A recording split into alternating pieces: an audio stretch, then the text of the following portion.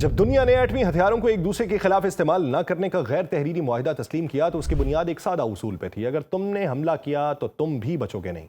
यही थी detraction theory, जो तवाजुन कायम रखती थी। मगर अब चीन की हाइपरसोनिक टेक्नोलॉजी ने इस तवाजुन को बेवजन कर दिया।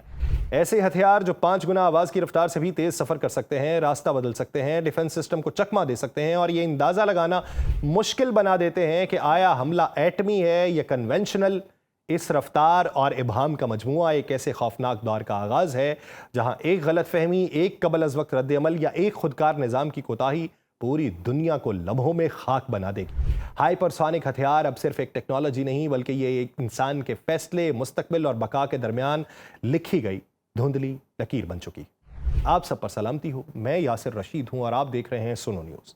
नाज़रीन, चीन ने हाइपरसोनिक मिसाइल टेक्नोलॉजी में तेजी से पेशरफ्त की है और उसकी सबसे नुमाया मिसाल DF-17 निज़ाम है, जो रोड मोबाइल है और इसमें DF-ZF नामी हाइपरसोनिक ग्लाइड व्हीकल इस्तेमाल होता है।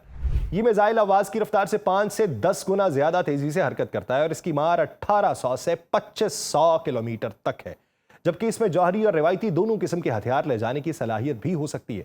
ये हथियार अमेरिका और उसके इत्तहादियों के लिए खास तौर पे खतरनाक समझे जा रहे हैं, क्योंकि ये तैयारा बरदार बहरी बेड़ों और अहम अड्डों को बगैर किसी पेशगी वार्निंग के निशाना बना सकते हैं। इनकी गैर मामूली रफ्तार और रास्ते में अचानक तब्दीली की सलाहियत इन्हें मौजूदा अमरीकी दिफाई निज़ामों जैसे कि थाड और एजिस से बच निकलने के काबिल बनाती है, जिसके बायस चीन को खास तौर पर इंडो पैसिफिक खत्ते में एक वक्ती मगर अहम स्ट्रेटेजिक बरतरी हासिल है।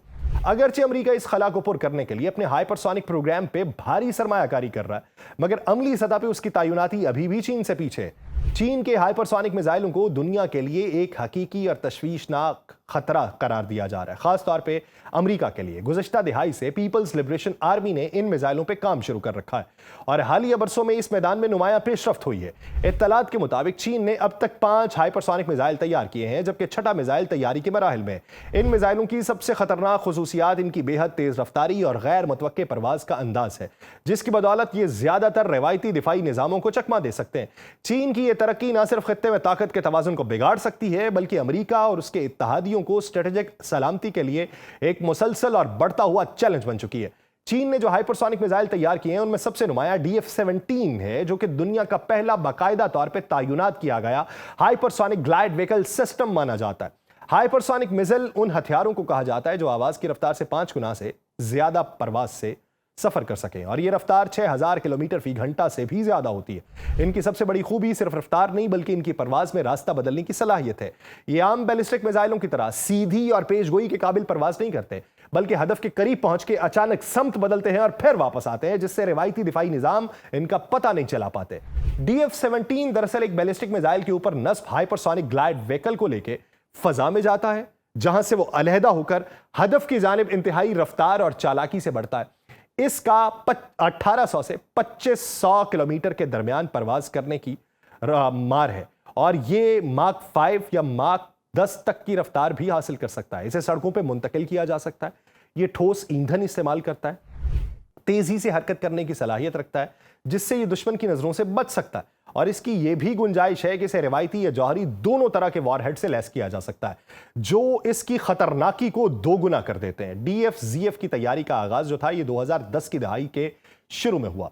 2014 में मुतअद्दिद आजमाइशें की गई, जिनमें यह देखा गया कि यह दिफाई निज़ामों को चकमा दे सकता है या नहीं। बिलाखिर 2019 में चीन की कौमी दिन की फौजी परेड में इस मिसाइल को बाज़ाब्ता तौर पर दुनिया के सामने पेश किया गया, जिससे यह वाज़ेह हुआ कि चीन ने हाइपरसोनिक मैदान में न सिर्फ कदम रख दिया है, बल्कि वो इसे अमली मैदान में भी उतार चुका है। चीन के हाइपरसोनिक मिसाइल सिर्फ एक नई टेक्नोलॉजी नहीं, बल्कि एक ऐसा खतरा भी है जिसने आलमी फौजी तवाजुन को मुतज़लज़ल किया है।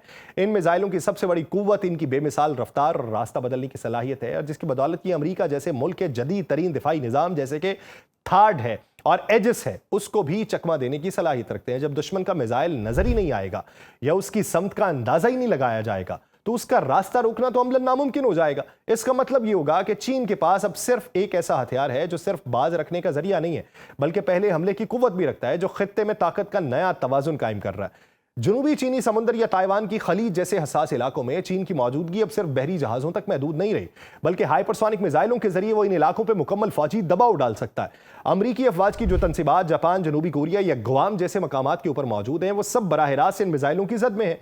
इन मिसाइलों की रोड मोबिलिटी और फौरी लॉन्च की सलाहियत चीन को यह मौका फराहम कर रही है कि वो ना सिर्फ तेजी से जवाब दे सके, बल्कि किसी भी पेशकदमी से पहले दिफाई कुव्वतों को हैरान भी कर सके। और सबसे तशवीशनाक बात यह है कि दुनिया को आज भी यह मुकम्मल यकीन नहीं है कि चीन के ये मिसाइल सिर्फ रिवायती वॉरहेड से लैस हैं या इनमें जौहरी सलाहियत भी मौजूद है। ये दोहरी सलाहियत चीन को एक ऐसा स्ट्रेटेजिक फायदा देती है जो किसी भी कशीदगी को मुकम्मल जंग में तब्दील कर सकता है, क्योंकि कोई भी मुल्क ये खतरा मोल नहीं ले सकता कि आया उस पर गिरने वाला हाइपरसोनिक वॉरहेड रिवायती है या जौहरी है। यूं चीन की हाइपरसोनिक ताकत एक ऐसी छतरी बन चुकी है जो उसे किसी भी खत्ते में खुल के कदम रखने और बिला खौफ कार्रवाई करने की आज़ादी देती है।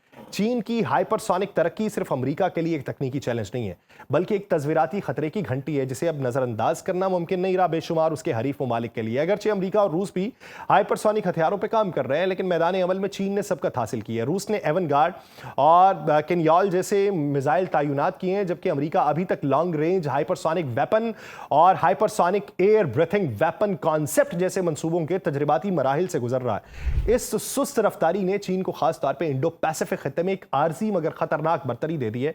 हाइपरसोनिक हथियार सिर्फ रफ्तार का खेल नहीं होते, तकनीकी जहाज होते हैं जिसमें बेरहम गर्मी होती है, शदीद रफ्तार होती है, नाकाबिले यकीन दुरुस्तगी होती है और इनके दरमियान तवाज़ुन होता है। सुपरसोनिक हदों से आगे निकलकर जब रफ्तार माक 5 से ज्यादा हो जाए तो जिस्म पिघलने लगता है, राह भटकने का खतरा बढ़ जाता है।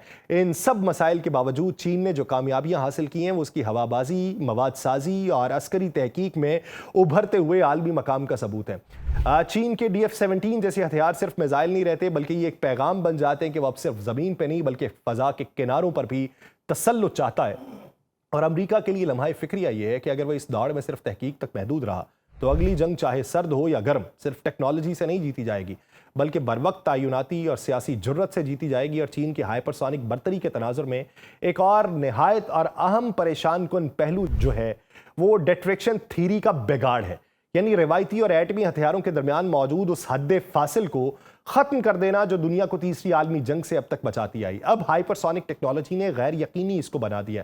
ये हथियार इतने तेज और इतने नाकाबिले पेशगोई हैं कि दुश्मन को ये समझने में चंद मिनट लगेंगे कि आया हमला हम पे रिवायती हमला हुआ या एटमी हमला हो गया, और मिनट्स में अंदाजा लगाना होगा कोई भी मुल्क यूज इट और लूज इट जहनीयत के तहत जवाबी एटमी हमले का फैसला करेगा। यही चीज हाइपरसोनिक हथियारों को महज स्ट्रेटेजिक एडवांटेज नहीं बल्कि गलत फहमी पर मबनी आलमी तबाही का आगाज भी बना सकती है।